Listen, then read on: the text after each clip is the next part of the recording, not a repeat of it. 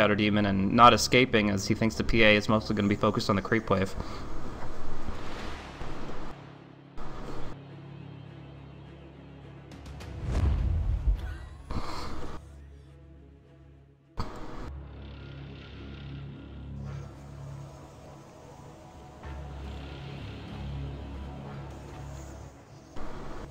Is this an aggro try? They've got a magic stick on the Void. I think they're going aggro, but we'll see. For now, the Venge...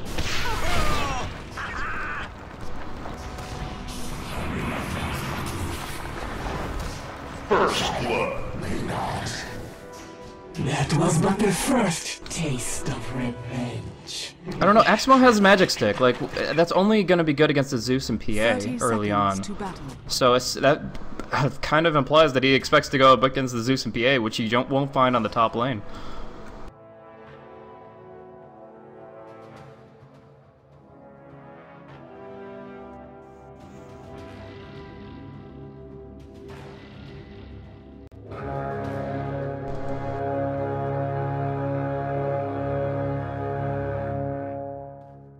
So Bounty Rune kind of contested a little bit here. It looks like it is going to be Bounty Rune for Axmo, and the LSA is not going to come through, so Axmo time walks to the high ground and he'll be fine. But yeah, the Observer Ward is scouting out the movements here. They see the two supports down bottom. They know it's going to be a contested lane, but who's sticking around? We've got mid Void and a tri-lane Puck.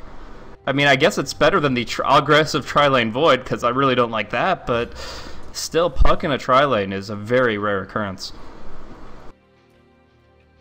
Yeah.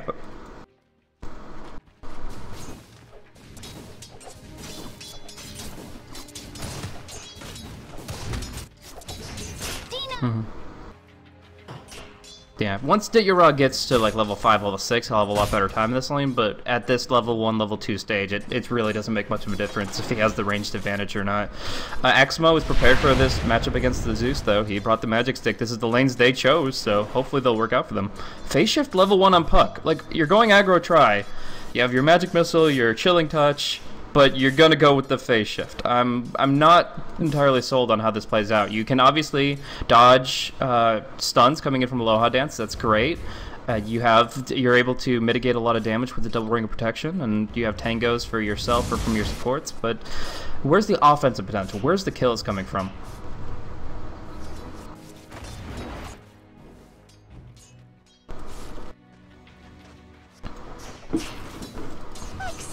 An apparition of exceptional age. What I want. Denied. Yeah.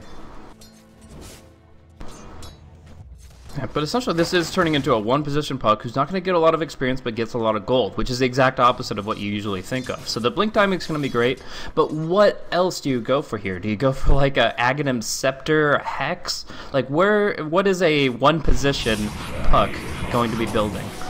Money to burn.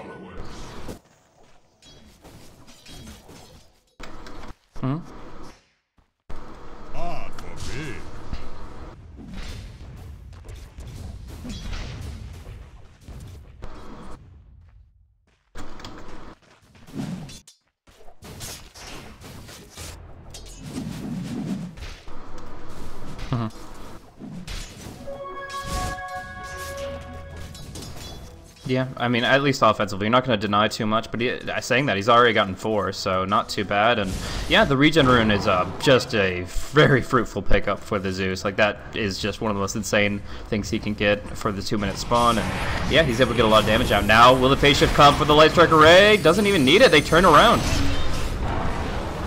Better to burn out than fade away. A midsummer nightmare. Did you not see the demon in your gaze? Look away. Why isn't he Phantom Striking out? If Always Wanna Fly just goes in retreat, he can just get out of that. But I guess they wanted to reset the lane, get the kill on Jotum, but it's not coming. The Dragon Slave misses. The right clicks, he needs 2. He won't get either. J4 dueling it out with Always Wanna Fly. Now the orb comes through. Always Wanna Fly taking massive damage. J4 will be going down in the corner to the Lina, but they're winning this fight heavily. Oh, Dance down again. It's a double death for the Lina. PR are now 5 and 3. And that's with a Void going down in the mid.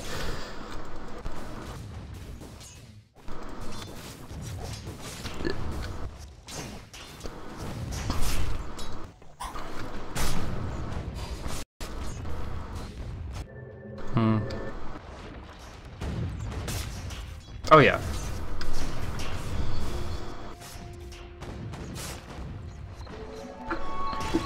Bottom lane was 4 for 2, so and 2 of those were against the Lina, who's focusing herself on a little bit of farm, most likely towards the mid game. But they're gonna smoke top. They've got the axe call, 1-1-3 build from him, so disruption should be a kill on this sniper, and the ward gives them a false sense of security here.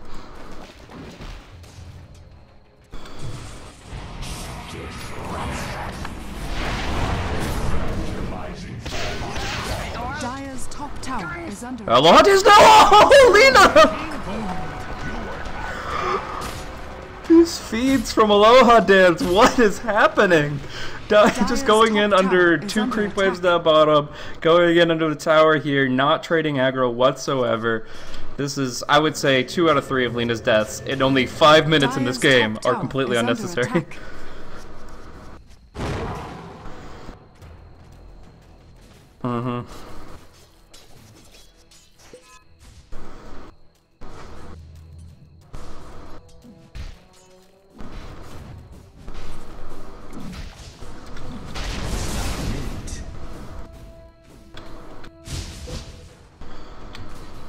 So, again, I have to emphasize, they chose these lanes. They knew the Zeus would be mid and Axe would be top. This is not something they did not expect whatsoever. So the bottom lane success is great, but this Void, did they really think that he had a chance against the Zeus just because he built the right items? Like, Magic 6, great. He's building defensively, but is this kind of like running an off-lane Void in your mid where he doesn't actually get that heavy a farm?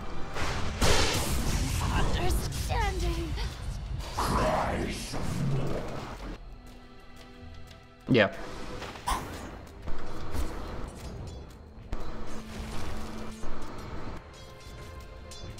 Yoki diving onto Ditya top under the tower, looking for the call, but he's being slowed by the shrapnel, taking a lot of hits and getting very few spins. Now the Wave of Terror, the guaranteed kill, feed from the Axe, getting just overzealous by far.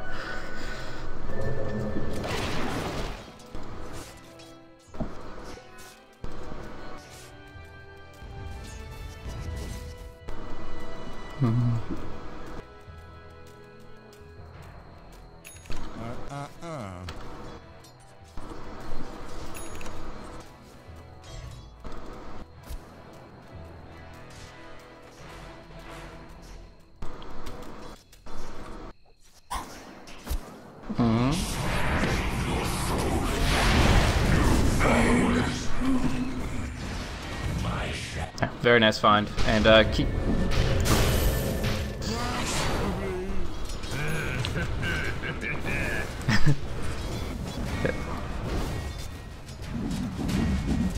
Yeah, it looks like Shadow Demon's just teleporting for some free experience. Just double creep wave onto the tower, but usually you want your Shadow Demon to be TPing and disrupting you, shift queuing that up, but mana and cooldown makes that impossible. So it's a hectic game from both sides here, but I gotta say that a lot of more Empire's deaths are unforced errors than anything else. So they've got to shape up a little bit here, since again they are the ones that are favored in this best of 2 heavily. But now we see the vision on Yoki. No way out of this one.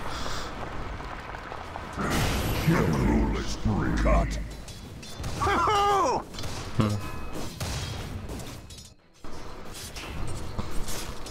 Do you think he just needs to play it more safe, or does he just need to go jungle? Like, there's a huge wave coming up top, so I assume he's going to be going and prioritizing that top. What goes down, by the way, in the mid there is they just get enough nuke damage from the Zeus pretty much alone. But, yeah, where does the Axe go? Does he keep on testing his luck up top, or does he actually say, screw it, I'll have a Vanguard soon for jungle, stack some Ancients for me?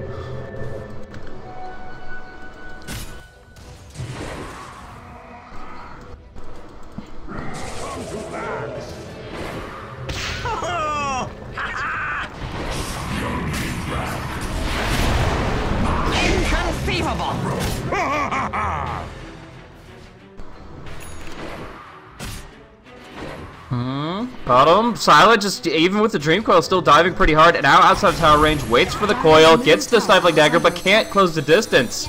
He will go down. Jottam! He's been playing so damn well. He may be the stand-in, but he is playing just a very core role in this game here. Just all of his rotations are pitch perfect.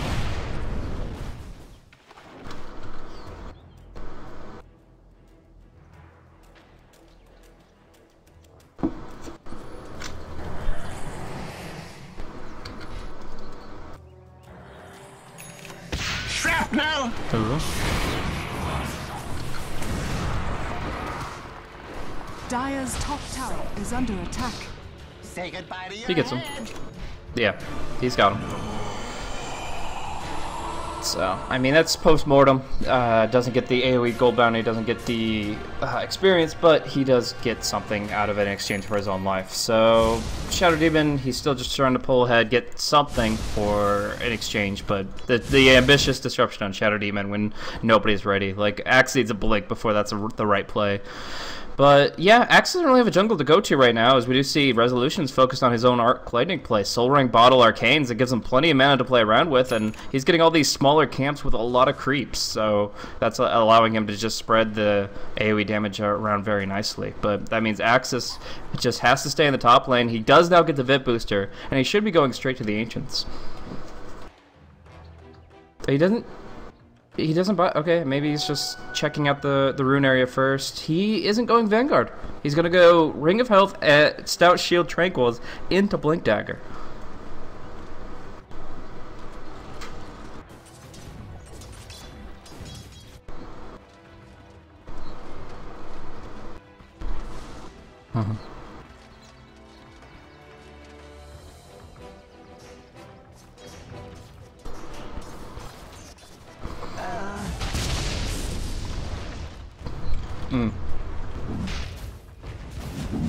Wow. Yeah. Well, that's Tri-Lane Buck for you. I mean, they've left him alone quite a bit, but Jotum's, every time he moves, he is able to get something that profits his experience. Axmo.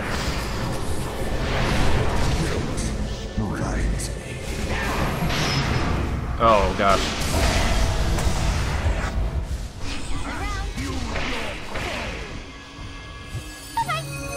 Behold!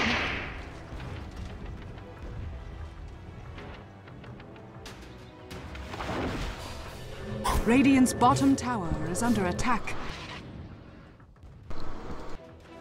Not even the crits. Oh, man. But still, I mean, forcing him back is going to keep Silent farming more advantageously here. Silent is going to be moving in towards presumably a Battle Fury for himself. He's already got the Quelling Blade, so he's going to be just maximizing his efficiency. In the meantime, Dityaro's got a bit of a PvE build too. The Ring of Aquila, Treads, Mask of Madness, he can clear out camps with no trouble at all, and if he just sticks around in the jungle for about 5 or 6 minutes, he'll pull out his next item.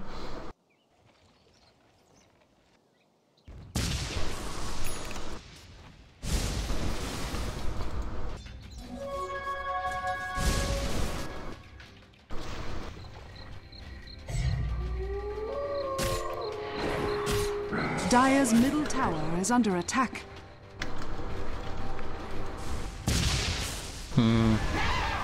Radiant's top tower is And look, under Jotum's attack. fearless. Like, you eat a lightning bolt and you're like, usually a support's like tucking his tail between his legs, running to the fountain as quick as he can. No, Jotum's like, come at me, guys. Wave a terror out. Who wants some? And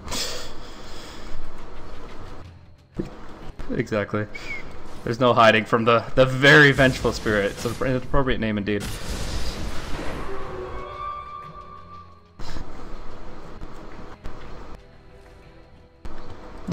Timing.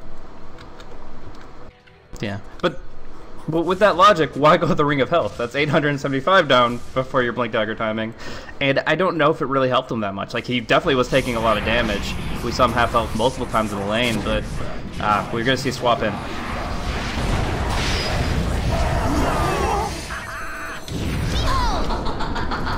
Too many Gather round. Oh no.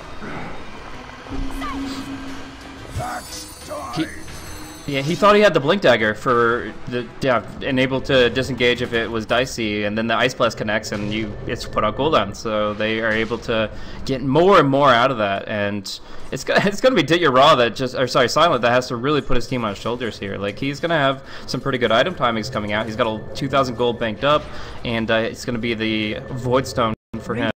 But even still, like, it's a heavy team as Empire is just dying left and right.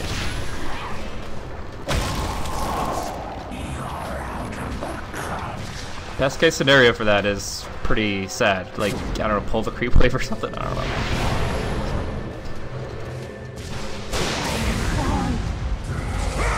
know. There you go.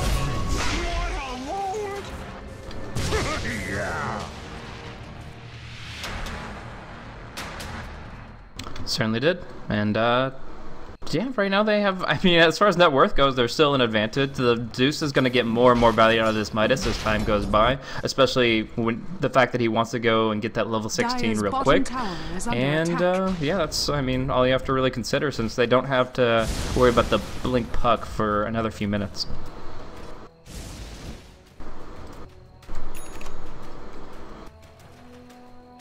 Dire's top tower is under attack. Dire's structures are fortified.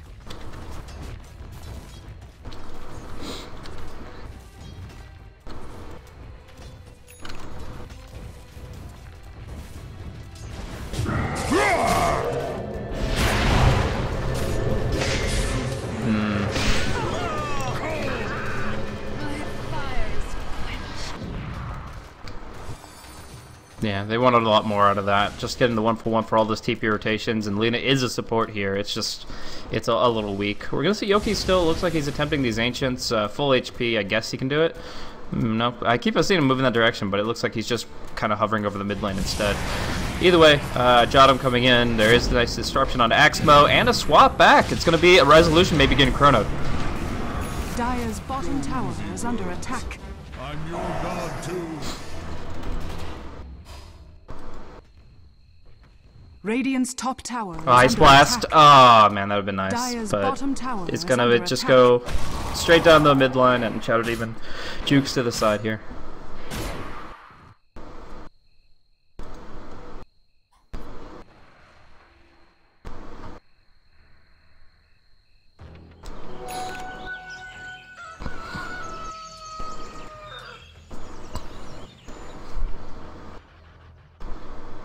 Dire's top tower is under attack. Dire's top tower has fallen. Yeah, I mean, Tranquil and Magic Wand aren't cheap, but it does show that he's been picking up a ton of support items. That's why the Ancient Apparition, who's not been doing so hot, is able to have a Hand of Midas recipe this very moment. Essentially, he's bought nothing. I'm sure at like level 1, when they were out on the fountain, he purchased a couple items, but since then, I'm pretty sure he's done nothing supportive, and that's for the betterment of the team. This is a very Ice Blast-centric lineup, just to repeat myself from the draft, and they need to get his Midas out so he can level that ultimate up faster, and also get the Aghanims out at a really good time.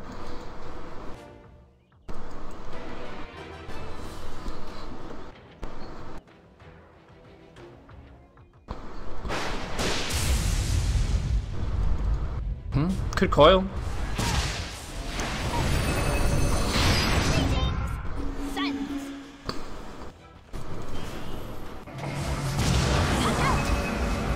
It is no great matter. Dire's middle tower is under attack. That's very unfortunate. I think that if they had just gone for the coil in that circle where they're all clumped up, and then the puck blinks to the north, the Venge keeps running and gets her TP out, but in just not using that ultimate, they try for a natural disengage, and that's going to cost them both their lives. But it's going to be a resolution caught in the tree line here. He blinked into the trees, but they see him, and they will bring him down. And this is a pretty big Zeus. Level 13, that's as high as the sniper, and it's going to be some good golden experience for J4.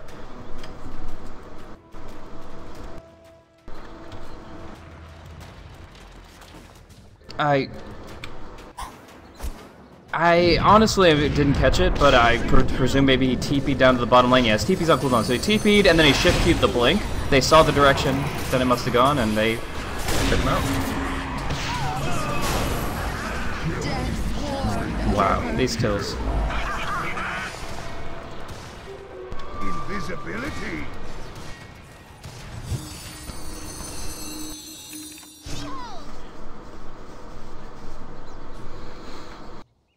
Radiant's middle tower Really, is under and they're attack. just racking them up now. They are able to do so much more with this early set of gold. Like for Empire, it's get a couple blink daggers and get PA tons of farm. That's what they do with gold. For PR, it's a ton of things. You get the Midas and Dags. Oh.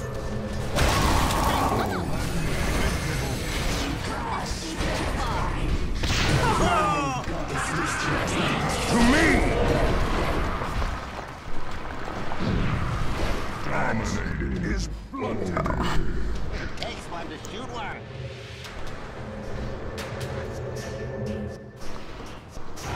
I can see where they kind of thought that team fight could have gone their way, but in reality, it was just so easy for PR to pick them apart. The Ice Blast in particular, going and debuffing 2 and hitting 1, they were just able to pick off everybody that was squishy quickly. They shatter underneath them, and yeah, now they're just really making things go from bad to worse. They need to get their next item set before they take a fight, and in that position, even the tier 1 tower is not safe.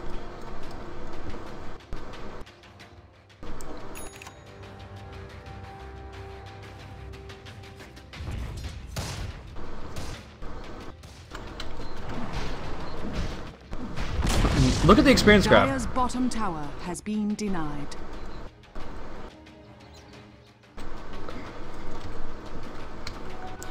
Oh gosh, the update.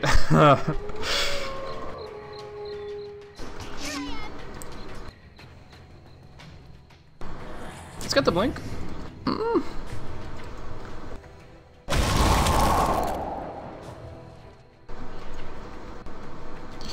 Yeah, so Puck's got 2,100 gold after that Blink Dagger. He doesn't really have the timing that you'd hope for with the fact that he got the most covered farm. He got the supports behind him, so you'd expect him to get some good farm, and it's kind of the average. So I guess we won't really say there's much variation in the build here, as he's pretty much at the timing that he would if he was playing the solo mid. Do you think the Puck would have had issues in solo mid? Is that something that...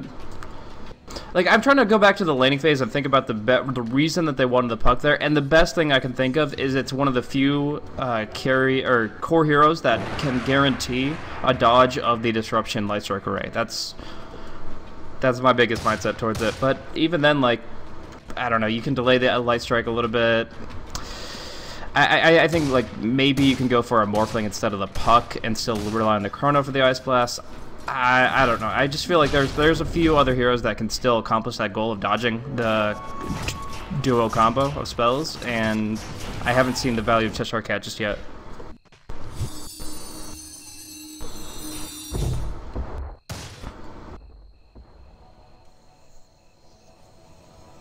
Yeah. Oh.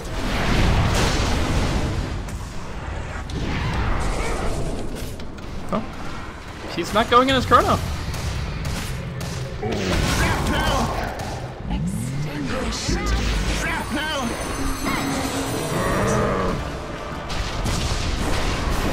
Unstoppable double arrow.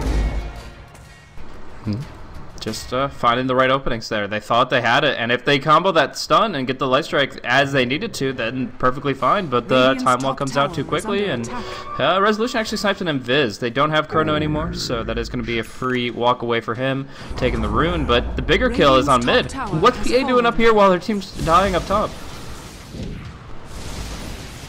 Yeah, PA just died underneath the tier 2 tower on the Dire side. I think she was going, yeah, she did 679 damage to the Ancient Apparition. She thought she was going into a 1v1, and Jotum's there once again.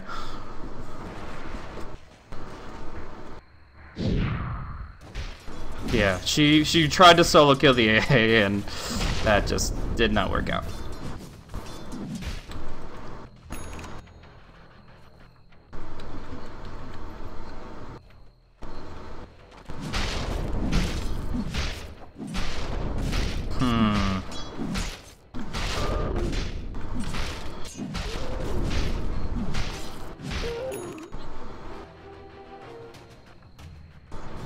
Yeah, I would say BKB is good here. Yeah, definitely. I mean, there are plenty of things that go through it, but all the same, it's not like he's going to be the main damage dealer to the PA anytime soon. So, okay, Shadow Demon will be picked. Just a quick Blink Dream Coil, and that's something that you can't claim as a mistake. It's just going to happen. If they're willing to commit those kinds of cooldowns, that's going to be a hero that gets picked off when he's trying to farm.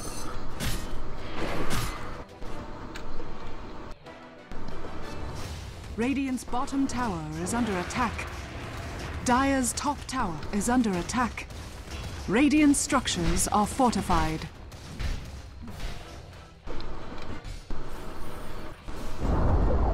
Radiant's bottom tower has fallen.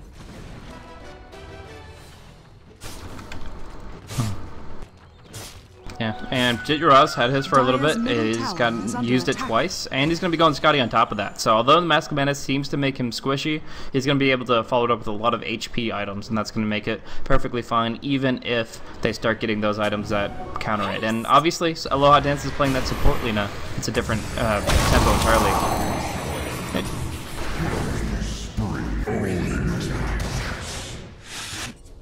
Yep, more golden experience for J4. He's happy for it. He's Midasing their jungle. He's killing their heroes, and he is only 830 gold away from that Aghanim Scepter. Exactly. Yeah, he's only had it for like... He transmuted 2 or 3 times at most, and he's suddenly 4,200. But... Tower gonna go down, that's gonna help them out as well. Map control is a big thing right now. They've been warding this spot in particular right by the tier 1 multiple times over, and with that vision and the lack of tier 1, they can smoke gank the PA every time she goes for the western hard camp, which is supposed to be the safe one.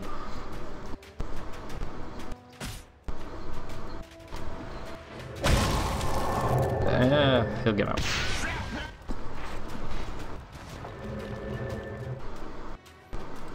Yeah.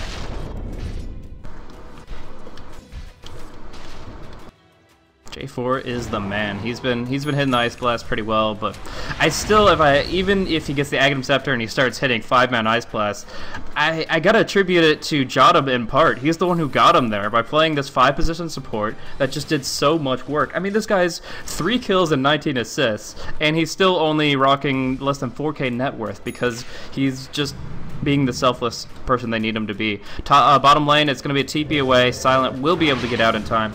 And I assume that the next item for Date-Yara is that Monkey King bar. I mean, the headshot's nice, but it's not going to be the 100% true strike that you need it to be.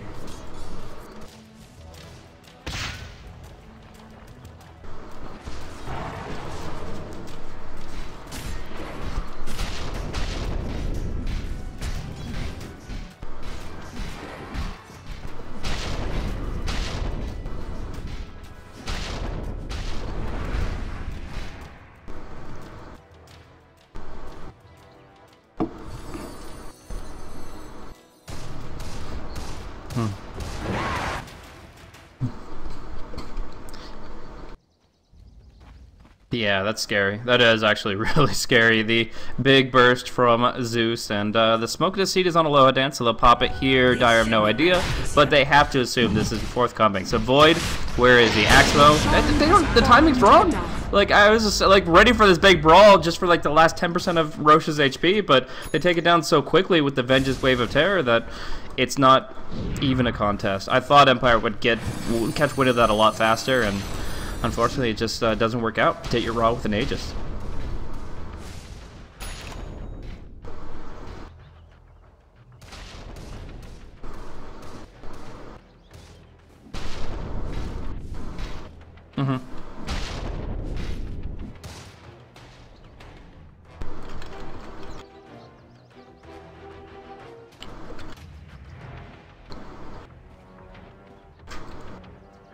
Radiant's middle tower is under attack. Yeah.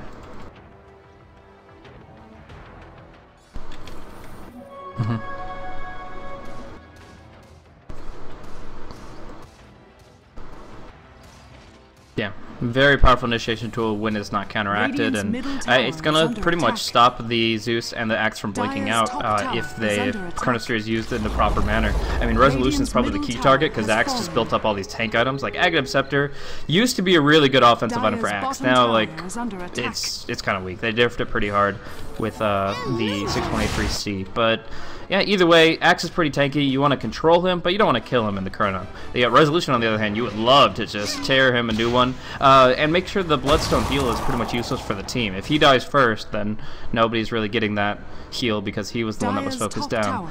But yeah, I like the Shadow Blade. I think it can do some real work here, and at the very least, it's going to be taxing the supports on Empire's side.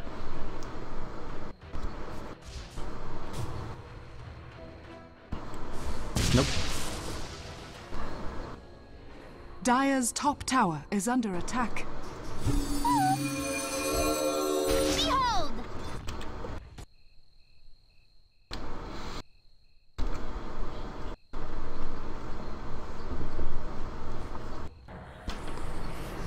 Radiant's bottom tower is under attack.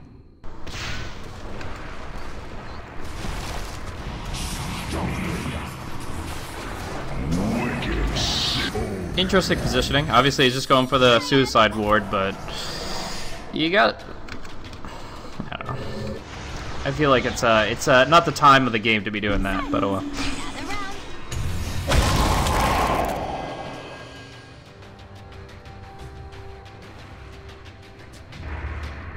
Shrapnel!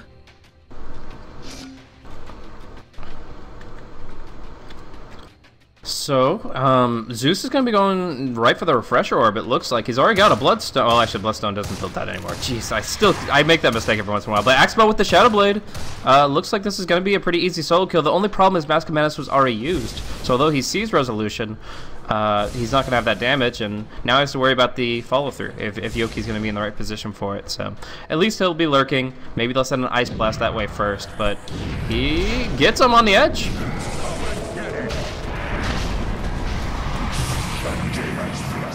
Ice Blast!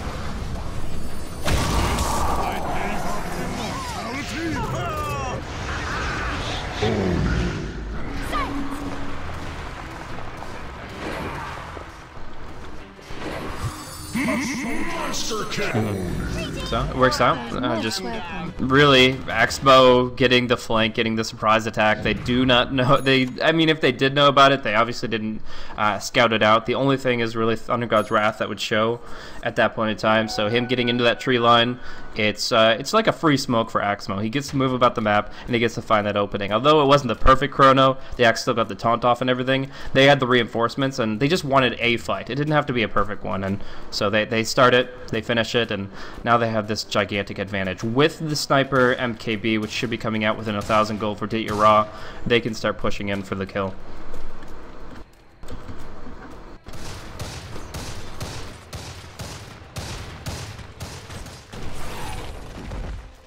Radiant's bottom tower is under attack.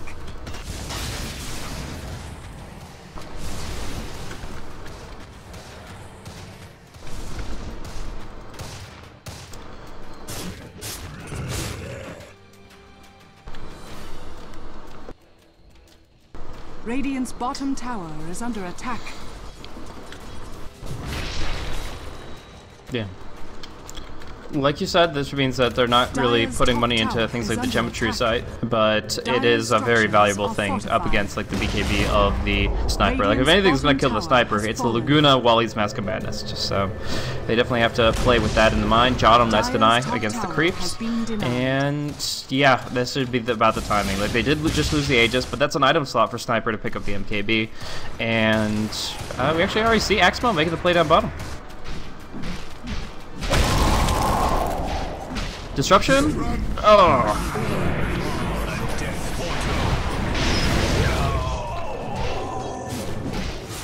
Stick it out. Ooh, there's that Ags. Talking about it a long while back. He did go for the Yules before he worried about that Aghanim Scepter, but now it is out on the Fairy Dragon, and he's got a Geometry Sight of his own picked up by J4. So what is this really going to accomplish? If he gets it out on the PA before she BKB, she's going to be kind of wrangled to a post. She's not going to be able to really maneuver. If she does break it, she's eating a huge stun, and it just means the BKB doesn't render Puck useless. So it's all about initiation.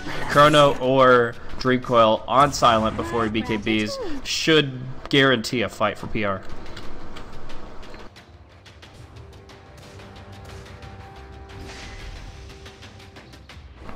Yeah.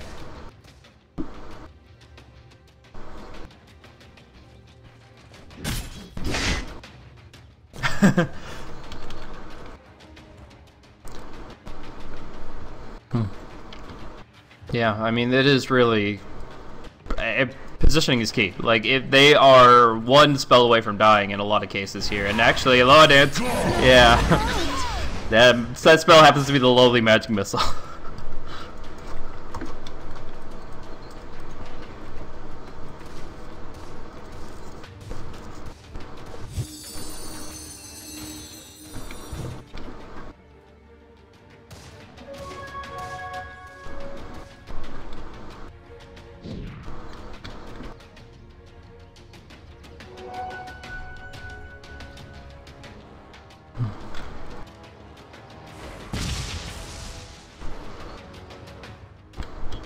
Yeah.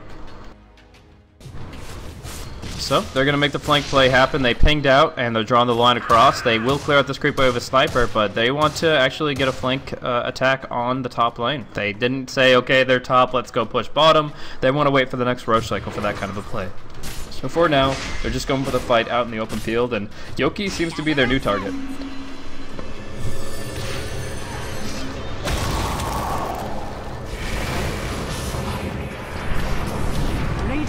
What? I foresaw your death the moment you were born.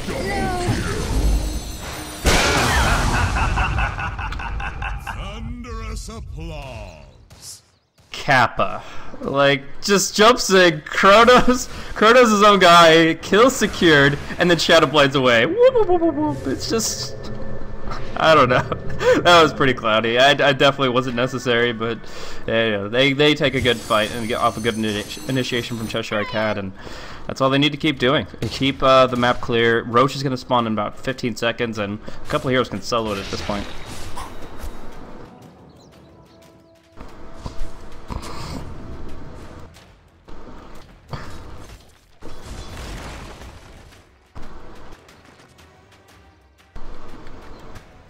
Yeah.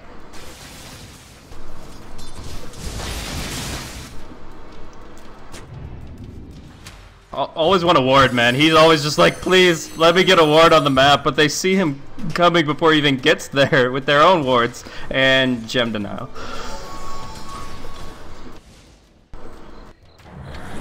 He has no courier either. Like, they killed the courier in the mid too, so he has no courier, no wards. His support job has failed. Oh. Yeah.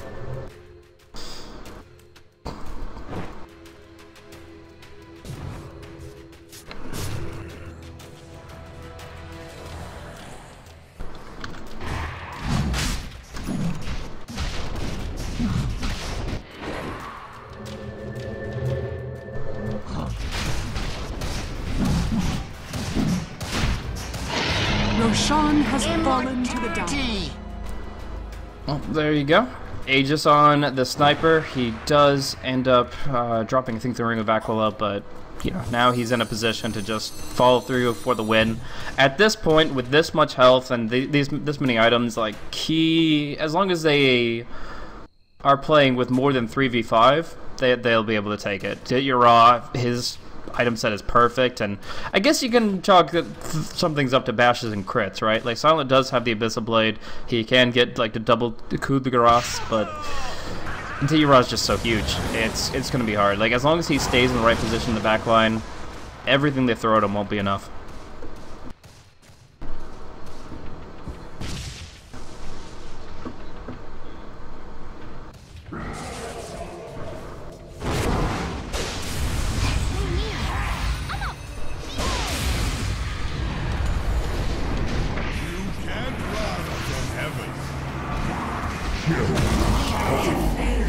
Your chronology is... And no buyback. Tower is under attack. 500 gold off. Radiant's middle tower has fallen.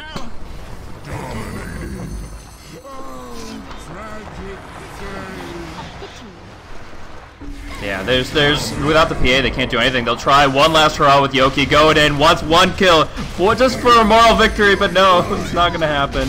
It's gonna be... Middle barracks are under attack. Radiant structures are fortified. And that's the Rex, that's the GG, and that is game 1 in the books.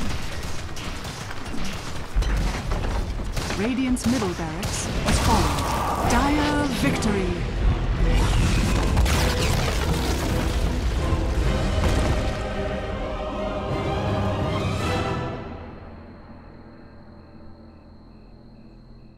Yeah, they were really roaming in the sense that PR forced them to stay active down on the bottom lane. The aggro tri-lane stance essentially said, okay, well, now you're aggro, we're defensive, naturally we have to support our PA in this position, and as such they were very predictable. Although Lina Shadow Demon PA is still a good tri-lane, it's one that they knew what they were up against, they knew what they were going to be doing, and Venge, on the other hand, I gotta say the Empire misread her movements half the time. Just Jotum was always one step ahead of them, TPing across the map, helping every single lane, and He still gets my MVP in the end. Yeah, a lot more than that.